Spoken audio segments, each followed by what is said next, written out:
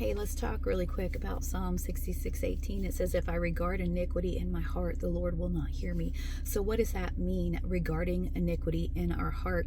When you regard something, you cherish it. It holds high value to you. In fact, it affects your emotions, how you feel, your happiness. And so, it's very important to you. You're regarding that thing. You're going to take care of it the best that you can to protect it.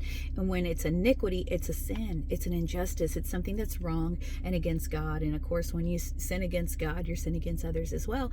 So if you regard iniquity, if you protect the sin in your heart, the Lord will not hear you. So in your heart, when people have a sin that's not outwardly showing, but inwardly it's obvious, they don't think anyone else sees.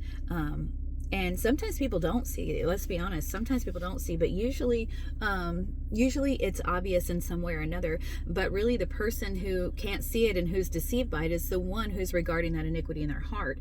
But there is obviously someone who always sees, and that's God. He tells us in Jeremiah 17:9 and 10, two different things. One, he tells us that our heart is desperately wicked and deceitful above all things. Who can know it? Again, that person can't even see that sin in their heart that they're protecting. But the next verse tells you, "I, the Lord, search the heart. I try the reins, even to give every man according to his ways and according to the fruit of his doings." God sees, God knows. And when we regard iniquity in our heart, when we protect that sin, what do we do? What does that look like? A lot of times it's making excuses. Right? Doing things, convincing yourself that it's not wrong. We'll try to justify it in some way or another. It's doing things to appease our conscience, because we will feel something if we're not fully hardened, right, and reprobate toward that thing. We will feel some sort of guilt or shame over it, and we'll do other things to try to appease it. It was kind of like in the story when David had sinned with Bathsheba, and Nathan came to him and he began to tell him this story about that rich man who took the poor man's lamb. David was all about justice, right? He was like, I will kill him. Like, I'm going to do right in this area, even though I've done wrong over here. So a lot of times, again, we'll try to do things to appease our conscience. But again, convince ourselves that something is okay, but really, if it's sin, it's sin. And if God said it was sin, that's what it is. So when we regard that iniquity in our heart, what happens? It says the Lord will not hear me.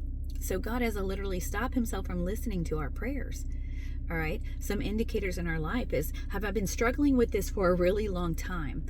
Do I not really truly see growth and advancement the way that I desire, or in the way that I'm praying? Because God will have to stop himself from hearing us.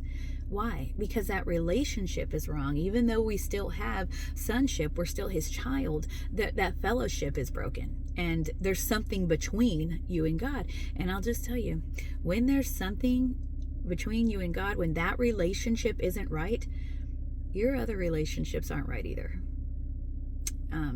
And again, you can go for so long, because even David went for, I think it was up to a year before he even acknowledged this. And then, Psalm 51, repented and all that. Like, you can go for a long period of time, hardening your heart, being deceived, making excuses regarding iniquity, and God's not hearing you. And the funny thing is you'll think God is hearing and answering your prayers, and God is merciful, and he does answer some prayers. But here's the thing, God is probably likely answering other people's prayers for you, because it says right here that he will not hear me if I regard iniquity in my heart.